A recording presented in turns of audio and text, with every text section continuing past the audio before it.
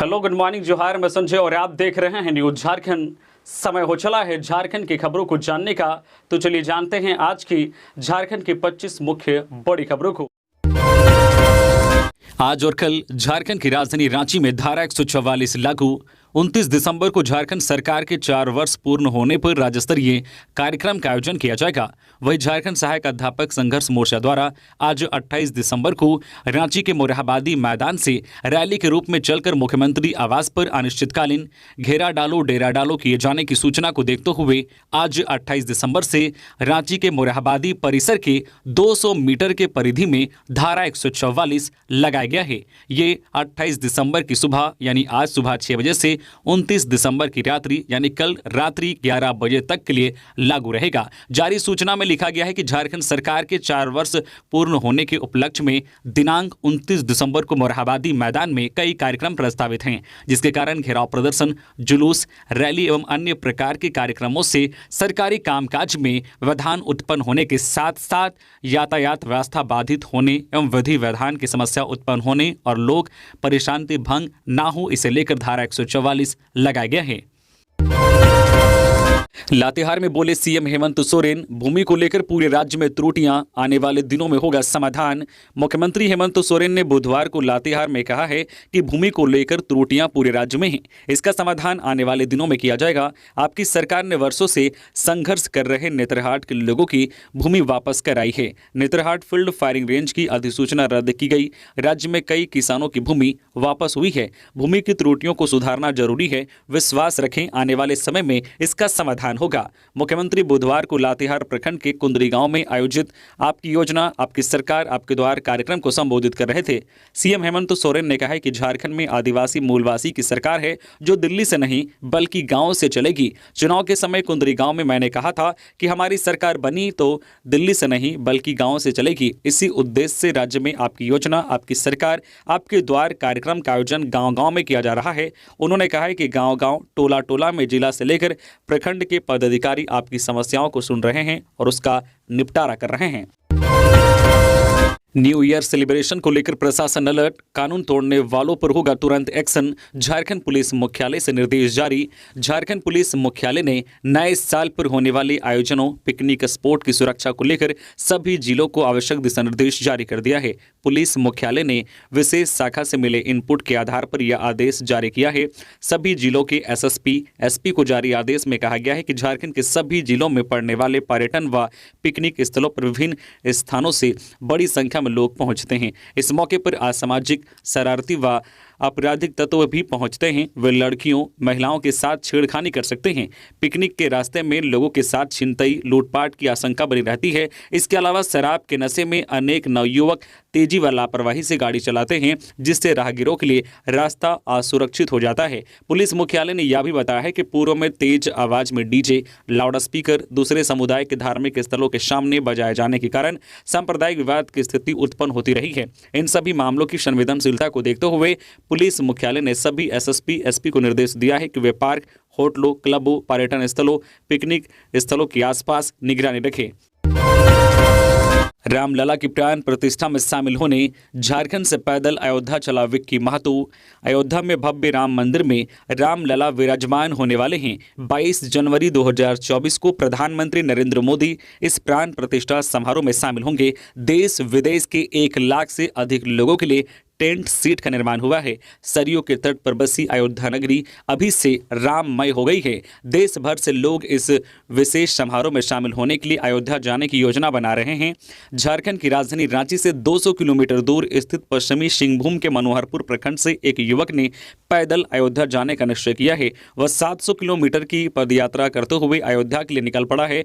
Vicky Mahato 200 kilometre की दूरी तय करके रांची पहुंच चुके हैं। यहां से वह अयोध्या के लिए आगे बढ़ रहे हैं। विक्की महतो रेंगला बेड़ा गांव का रहने वाला है। बातचीत में उसने बताया है कि 24 दिसंबर को वह अपने गांव से अयोध्या के लिए चला था। अभी लंबा सफर तय करना है, लेकिन उसे इस बात का पूरा विश्वास है कि रामलला के प्राण प्रतिष्ठा समारोह से पहले अयोध्या नगरी पहुंच जाएगा। खबरों में आगे बढ़ने से पहले अगर आप अभी तक न्यूज झारखंड चैनल को सब्सक्राइब नहीं किए हैं तो प्लीज चैनल को सब्सक्राइब करके बेल आइकन प्रेस कर दीजिए, जिससे आपको झारखंड की हर छोटी बड़ी खबर का अपडेट आप तक पहुंचता रहे। तो चलिए बढ़ते हैं खबरों की ओर।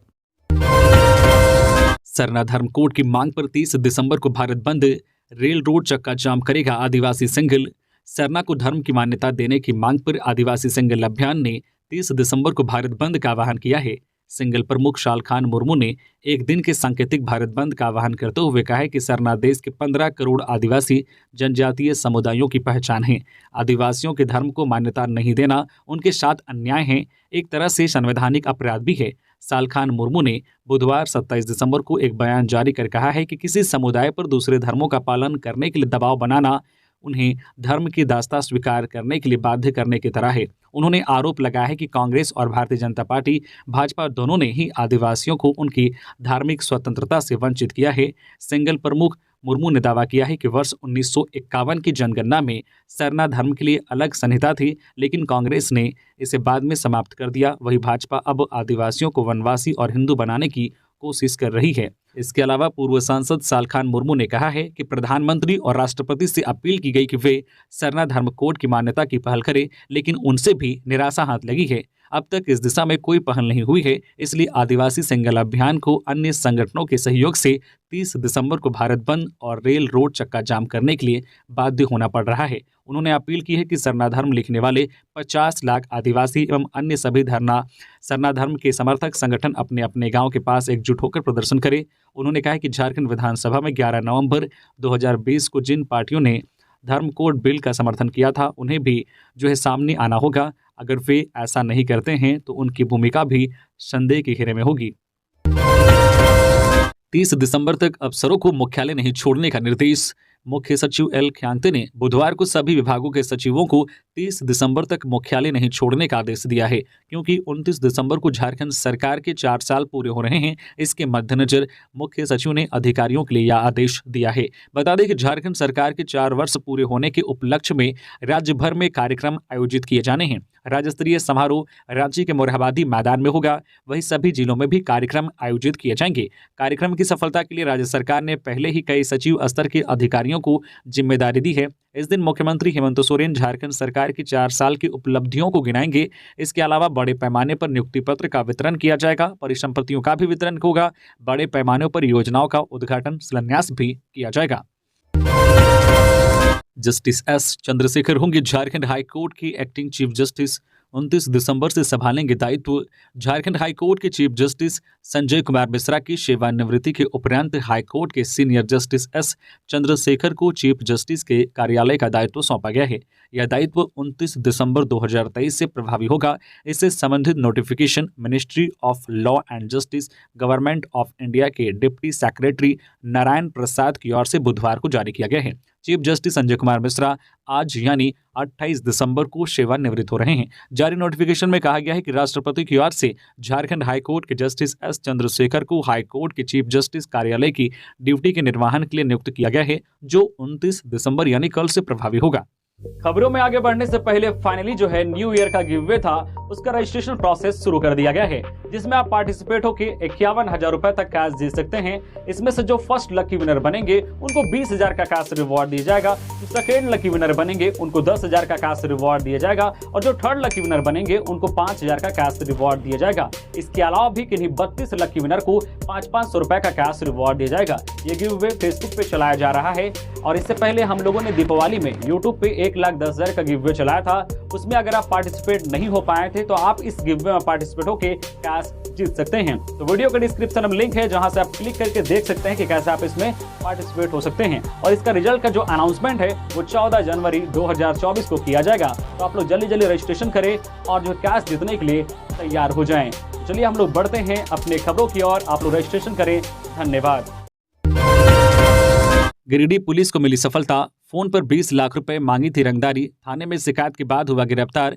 गिरिडीह नगर थाना क्षेत्र के शास्त्री नगर के रहने वाले संवेदक रामजी पांडे से फोन पर 20 लाख रुपए की रंगदारी मांगने के आरोप में युवक को पुलिस ने गिरफ्तार कर जेल भेज दिया है। गिरफ्तार युवक पचम्बा थाना क्षेत्र के आजाद नगर का रहने वाला इमरान अंसारी है। उक्त आशय की जानकारी गिरिडीह के एसपी दीपक कुमार शर्मा ने दी है। उन्होंने बताया कि 25 दिसंबर की शाम को शास्त्री नगर के रहने वाले रामजी पांडे ने यह सूचना दी कि उनके मोबाइल नंबर पर एक अज्ञात मोबाइल नंबर से फोन आया और फोन करने वाले ने अपना नाम छोटू खान बताते हुए उनसे 20 लाख रुपए रंगदारी देने की मांग की। सूचना मिलते ही तुरंत ही गोपनीय तरीके से पूरे मामले की जांच पड़ताल शुरू कर दी गई और छापेमारी अभियान चलाकर फोन करने वाले मोबाइल धारक इमरान अंसारी को गिरफ्तार कर लिया गया है। इस कांड में शामिल अन्य अभियुक्त की भी पहचान कर ली गई है, जिनके विरुद्ध गिरफ्तारी को लेकर छापेमारी की जा रही है।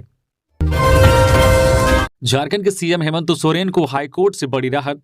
स्टोन माइनिंग लीज मामले में दायर पीआईएल खारिज। झारखंड के मुख्यमंत्री हेमंत सोरेन को झारखंड हाईकोर्ट से बड़ी राहत मिली है।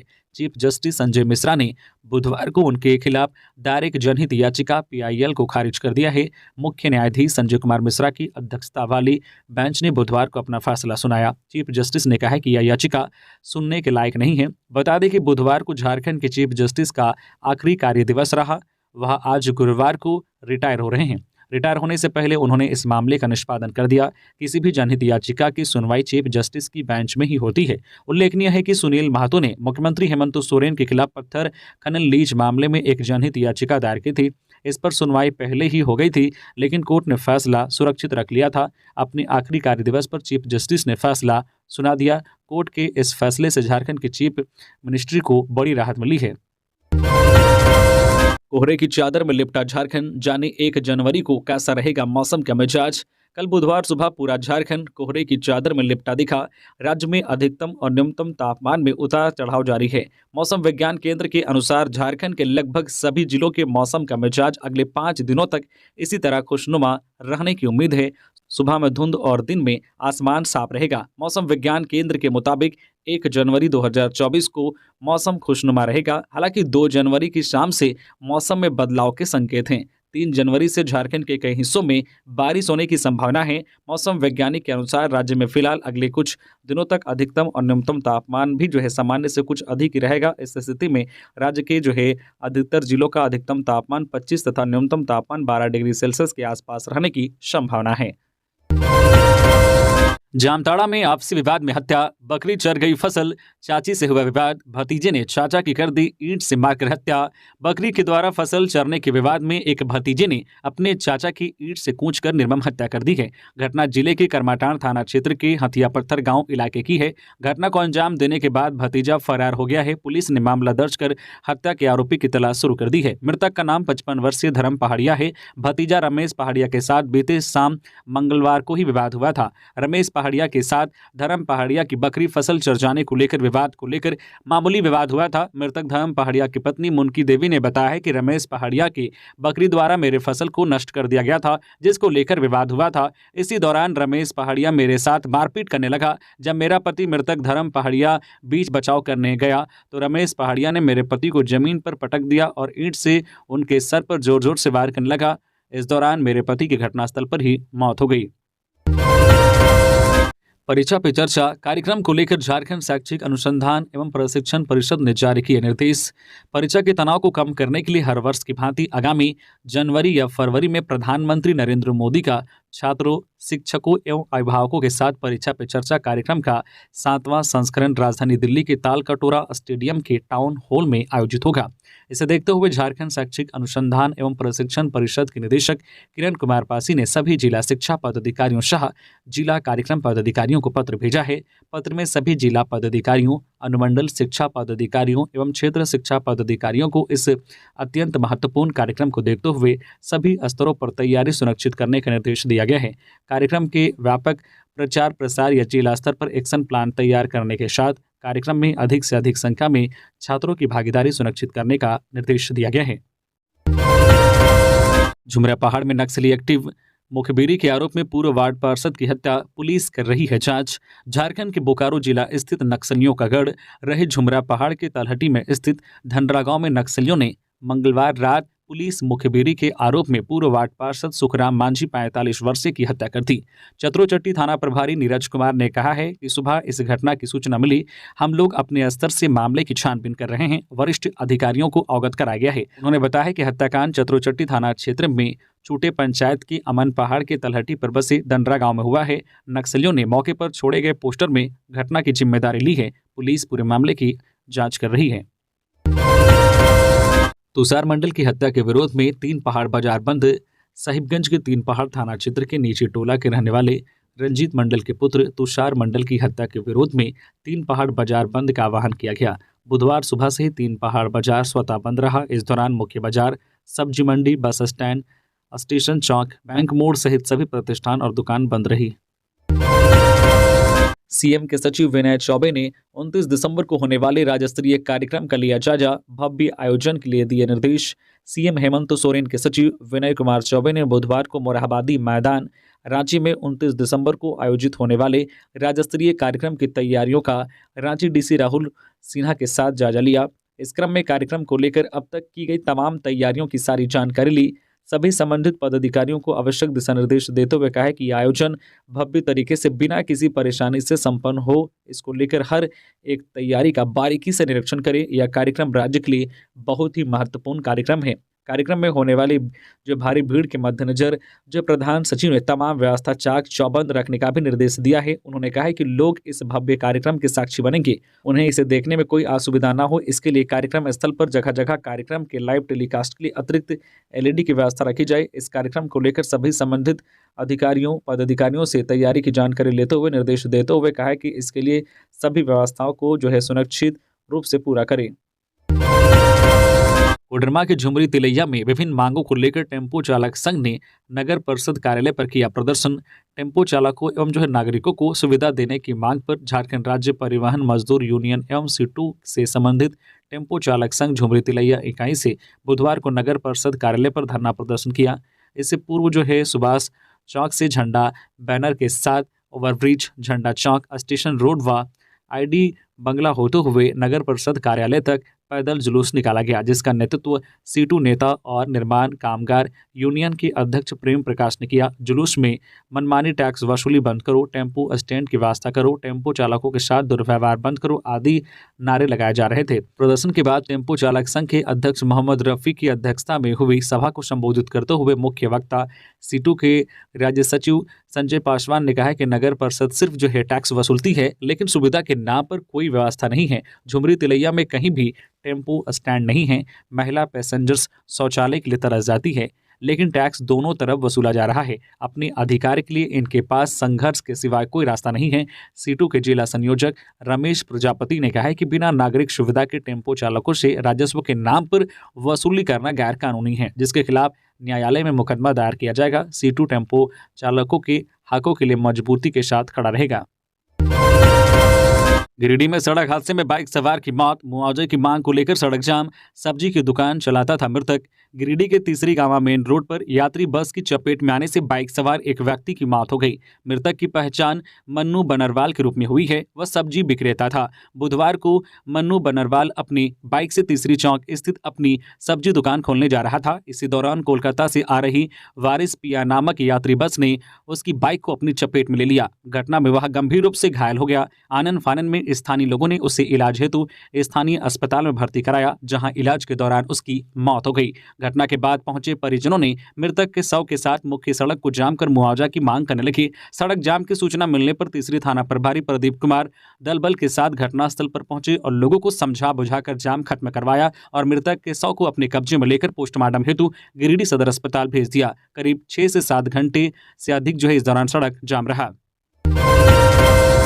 देवघर में विकसित भारत संकल्प यात्रा में शामिल हुए सांसद निशिकांत दुबे समेत कई विधायक केंद्रीय योजनाओं से रूबरू हुए ग्रामीण बुधवार को जिले के सोनाराय ठाड़ी प्रखंड की खजूरिया व बिंझा पंचायत में देश भर में केंद्र सरकार की ओर से चलाए जा रहे विकसित भारत संकल्प यात्रा रथ पहुंची, जहां पंचायत मुख्यालय में अलग अलग आयोजित मुख्य कार्यक्रम में भाजपा सांसद निशिकांत दुबे, विधायक रणधीर सिंह, विधायक सह भाजपा जिला अध्यक्ष नारायण दास सहित अन्य पदाधिकारियों व ग्रामीणों की उपस्थिति में प्रधानमंत्री नरेंद्र मोदी के लाइव संबोधन को सुना। बता दें कि विकसित भारत संकल्प यात्रा का उद्देश्य आयुष्मान भारत, उज्ज्वला योजना, प्रधानमंत्री सुरक्षा बीमा, पीएम स्वनिधि आदि जैसी प्रमुख केंद्रीय योजनाओं के बारे में नागरिकों को जागरूक करना है। 60 पेटी विदेशी शराब जब्त, उत्पाद विभाग ने की कार्रवाई। कई ब्रांड के स्टिकर बरामद। धनबाद में उत्पाद विभाग ने कार्रवाई करते हुए पंचायत से 60 पेटी विदेशी शराब को जब्त किया है। वहीं सहायक उत्पाद आयुक्त ने बताया है कि उपायुक्त और एसएसपी के निर्देश पर यह छापेमारी की जा रही है। छापेमारी के दौरान 60 पेटी विदेशी शराब और विभिन्न ब्रांड के लेबल और रैपर भी बरामद किए गए हैं। उन्होंने बताया है कि 36 लीटर रम और 56 पैकेट ब्लैक टाइगर जो करीब 504 लीटर हैं। उन्होंने बताया है कि लगभग 5 लाख की माल है। उन्होंने बताया कि दशरथ साव ने बताया है कि बोकारो के रहने वाले जेडी साव के द्वारा माल सप्लाई किया जाता है। वहीं उत्पाद सहायक आयुक्त ने कहा है कि इसकी जांच की जा रही है। उत्पाद विभाग के एसआई अमित कुमार ने बताया है कि गुप्त सूचना के आधार पर पंचायत थाना के सहयोग से पतला बाड़ी पंचायत में दशरथ साव के मकान में छापेमारी की गई, जहां से Imperial Blue, McDowell's, Royal Stag, Black Tiger whisky जो कि 60 पेटी बरामद की गई है। बताया गया है कि यह कम कीमत मूल्य के शराब हैं जो कि महंगी शराब की बोतलों में डालकर नए साल में पिकनिक स्पॉट या होटलों तथा ढाबों में खपाया जाता है। प्रतिबिंब ऐप ने दिलाई सफलता, रांची के पुंदाग से साइबर ठग धराया। प्रतिबिंब ऐप के माध्यम से एक साइबर अपराधी गिरफ्तार हुआ है। साइबर अपराधी असलम अंसारी की गिरफ्तारी पुंदाग ओपी क्षेत्र के आलम हाथा से हुई है, जिस नंबर से असलम अंसारी के द्वारा साइबर ठगी की गई थी। पुलिस ने जब उसके बारे में पूछताछ की तो असलम अंसारी ने स्वीकार किया है कि सभी सिम कार्ड उसके द्वारा लिया गया है। इसके अलावा पुलिस ने असलम अंसारी से उससे संबंधित बैंक खातों में रुपयों के ट्रांजैक्शन से संबंधित पूछताछ किया तो असलम अंसारी रुपए का सही स्रोत के बारे में जानकारी नहीं दे पाया और असलम अंसारी ने पुलिस को बताया है कि सभी सिम और बैंक खाता उनके साथी सतीश कुमार, बट्टू, बादल सिंह, अमित कुमार और गोलू के द्वारा साइबर ठगी करने के उपयोग में लाया जाता है, जिसके बाद उन्हें प्रति खाता 5,000 रुपये कमीशन दिया जाता है। पुलिस ने यूट्यूबर को किया गिरफ्तार, लोगों को डराकर करता था पैसे की वसूली, रंगदारी मांगने का भी आरोप। पलामू पुलिस ने पैसे के लिए परेशान करने वाले एक यूट्यूबर को गिरफ्तार किया है। गिरफ्तार यूट्यूबर अनिल भुइयां मनातू थाना क्षेत्र के मधैया गांव का रहने वाला है। खुद को पत्रकार बताते हुए वह मनातू इलाके के आंगनबाड़ी केंद्र और स्कूलों की जाँच करने पहुंच जाता था। सेविका, सहायिका और शिक्षकों को डराकर पैसे वसूलता था। यूट्यूबर अनिल के खिलाफ रंगदारी मांगने की प्राथमिकी राजकीय उत्क्रमित मध्य विद्यालय बंसी खुर्द के प्रधानाध्यापक धीरेन्द्र कुमार रजक ने मनातू थाने में दर्ज कराई थी। लूट में शामिल 4 अपराधी गिरफ्तार, रास्ते में रोककर लूट लिए थे 75,000 रुपए, पुलिस को मिली सफलता। गिरिडीह जिले के गांडे के अहिल्यापुर थाना क्षेत्र के कोरियाटांड में बीते 16 नवंबर को मोहम्मद ताहिर अंसारी के साथ हुए लूटपाट मामले में गिरिडीह पुलिस ने 4 अपराधियों को गिरफ्तार कर लिया है। गिरफ्तार अपराधियों में नितेश कुमार सिंह, शमशुद्दीन अंसारी, सुजीत कुमार सिंह और मोहम्मद सबा शामिल हैं। इन चारों अपराधियों के पास से पुलिस ने लूट की घटना में इस्तेमाल की गई Apache motorcycle, 2 mobile phone, 2 Union Bank का debit card, 2 prepaid card, 1 Bank of India का डेबिट कार्ड और prepaid card, PAN card, voter card भी बरामद किया गया है। इसकी जानकारी गिरिडीह के एसपी दीपक कुमार शर्मा ने बुधवार को प्रेस वार्ता कर दी है। कोडरमा में डीसी ने की जिला खनन टास्क फोर्स की बैठक, अवैध खनन पर रोक लगाने के निर्देश। समाहरणालय सभागार में बुधवार को उपायुक्त मेघा भारद्वाज की अध्यक्षता में खनन टास्क फोर्स की बैठक संपन्न हुई। बैठक में पत्थर एवं बालू खनिज के अवैध खनन, परिवहन, भंडारण की रोकथाम, वन क्षेत्र में अवैध खनन की रोकथाम व भंडारण, अनुज्ञाप्ति क्षेत्र पर प्रदूषण नियंत्रण हेतु जांच को विस्तृत चर्चा किया गया। उपायुक्त ने जिला खनन पदाधिकारियों को पत्थर व बालू खनन व अवैध रूप से खनन, परिवहन, भंडारण करने वालों पर सख्त कार्रवाई करने का निर्देश दिया। साथ ही वन क्षेत्र में अवैध खनन करने वालों पर भी कार्रवाई करने का निर्देश दिया। उन्होंने कहा कि अनुमंडल पदाधिकारी, जिला परिवहन पदाधिकारी, जिला खनन पदाधिकारी, अंचल अधिकारी व थाना प्रभारी आपस में अलग अलग टीम गठित कर वाहन चेकिंग अभियान चलाएंगे। बाबूलाल मरांडी ने सरकारी स्कूलों में पोशाक खरीद में जताई घोटाले की आशंका, सरकार से जांच की मांग। भाजपा प्रदेश अध्यक्ष एवं पूर्व मुख्यमंत्री बाबूलाल मरांडी ने हजारीबाग में सरकारी स्कूली बच्चों के पोशाक खरीद में घोटाले की आशंका जाहिर की है। साथ ही इसकी जांच कराने एवं दोषी पदाधिकारियों के खिलाफ कड़ी कार्रवाई सुनिश्चित करने को राज्य के मुख्य सचिव को लेटर लिखा है। इसमें उन्होंने कहा है कि हजारीबाग विधायक मनीष जायसवाल ने जिले के सरकारी स्कूलों में घटिया पोशाक वितरण में गड़बड़ी का मामला उठाया था। राज्य परियोजना निदेशक, झारखंड शिक्षा विभाग ने बच्चों के पोशाक वितरण से संबंधित दिशा निर्देश सभी जिलों के संबंधित अधिकारियों को 8 अगस्त को जारी किया था। तय मापदंड के बाहर जाकर हजारीबाग के जिला शिक्षा अधीक्षक ने बगैर जो टेंडर और इसे स्थानीय समाचार पत्रों में प्रकाशित किए बिना दूसरे जिले के एनजीओ को पोशाक आपूर्ति का आदेश दे दिया।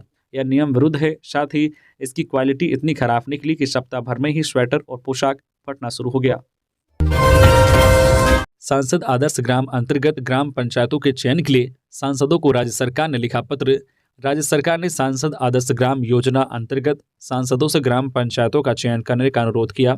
इस संबंध में ग्रामीण विकास विभाग ने सभी सांसदों को पत्र लिखकर इस संबंध में अनुरोध किया है। सांसद आदर्श ग्राम से सभी अधिकांश जिलों में ग्राम पंचायतों का चयन नहीं हो सका है। विभाग ने पाकुड़ व जामताड़ा जिला को छोड़कर अन्य जिलों के उपायुक्तों को भी पत्र लिखा है और सांसदों से समन्वय करते हुए ग्राम पंचायत का चयन कराने का अनुरोध किया है और जल्द से जल्द लंबित कार्य को पूरा करने को कहा गया है। ग्रामीण विकास विभाग ने 31 दिसंबर तक आदर्श ग्राम योजना अंतर्गत सभी योजनाओं की डीपीआर से संबंधित बैठक का आयोजन किए जाने के लिए सभी उप विकास आयुक्तों को अलग से निर्देशित किया है। बता दें कि सांसदों द्वारा ग्राम पंचायत के चयन के बाद पंचायत विकास से जुड़ी योजनाएं चलाई जाएंगी।